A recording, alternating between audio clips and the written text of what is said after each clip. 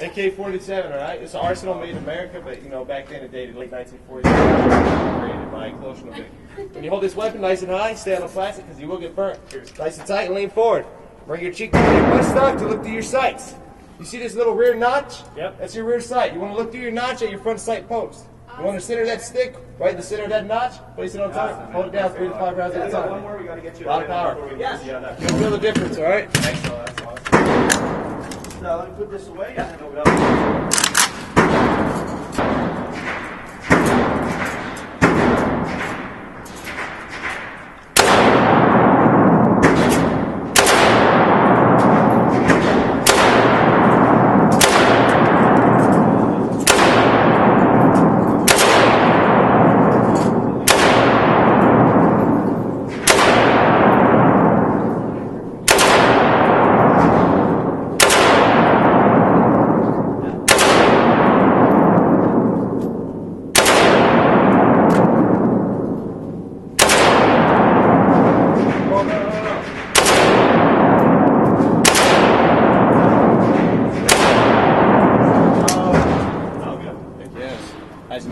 Yeah, it's got more power. Do you feel the difference between this one and the last one? Yeah, definitely.